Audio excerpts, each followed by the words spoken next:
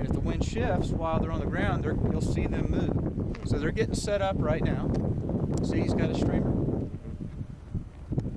So those guys are getting organized. The ground handler is talking to the pilot.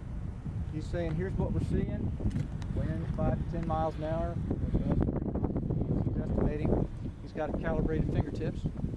And sometimes you'll see him, he's just feeling the wind. And his job is to anticipate that if he feels a puff on one side, what does that mean? That means the airship's going to swing that way, right? So he will preemptively start giving signals to the guys to hold or to give line before the ship ever begins to move. Then you'll see the ship actually start to swing. So that's his job. And it takes a while to get that sense.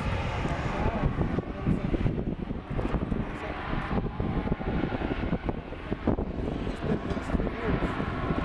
He's just now.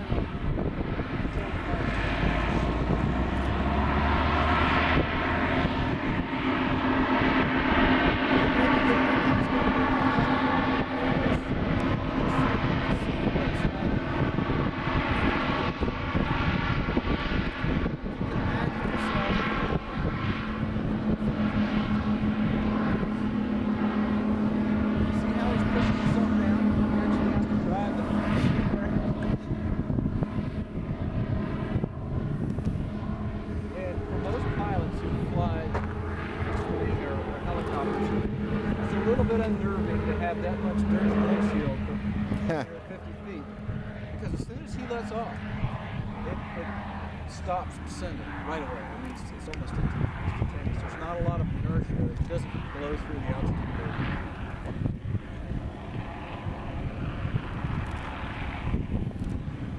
Okay, so he's lining up with the pockets that they form.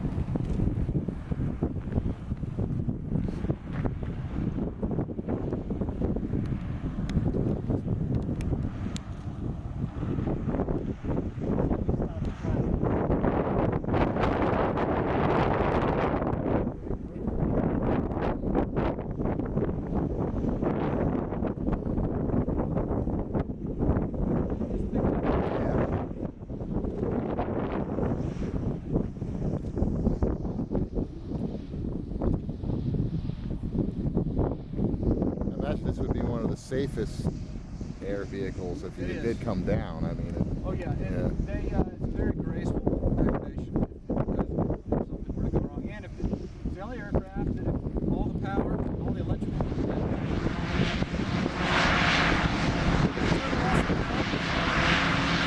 still a navigable craft. You did a balloon, so the pilots have to also have procedures for continuing flying even if they lose all their power. That was a graceful landing, wow. Basically brings it in and sets it down right on its hind legs. So it's kind of like a living, breathing creature, the way it reacts. Well, it is the anti-gravity. I use the same term sometimes. Yeah, it is. And when you're on board, you're going to get a sensation. You'll feel it pitch, and you'll feel it roll a little bit. It's as if you're in a canoe on a river that's got some boulders and currents, and you'll feel the canoe kind of find its way.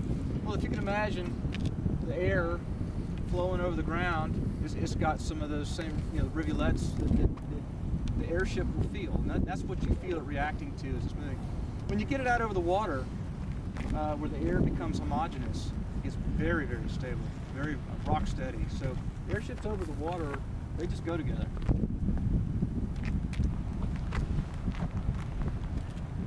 We won't be taking you guys out of the water today, Bonnie. We're not allowed.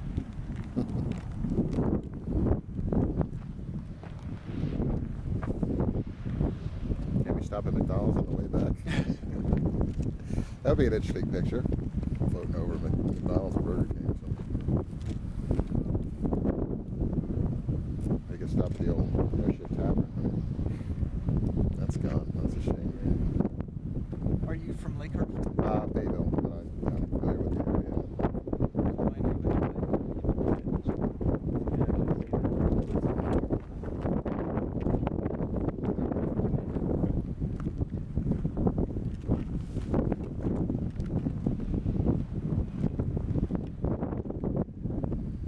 mini bolt that's on the tail is the tail flash for VXS1. That's the Navy Research Labs S&T squadron, flight squadron. S&T, Science and Technology. And we belong to that squadron in the sense they help, they provide the supervisory layer of management for our airship operation.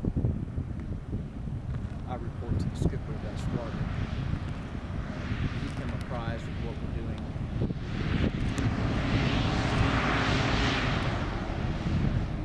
Now they're putting it on the mast. See, there's a man up on top. And see those two fellows over there? They're pulling on a cable that's threaded it's tied to the front of the airship, but it's threaded through the cup. And so that's just to give it some centering stability as the pilot makes his approach to the mast. So he's on mast now. So we can go ahead and start walking out there.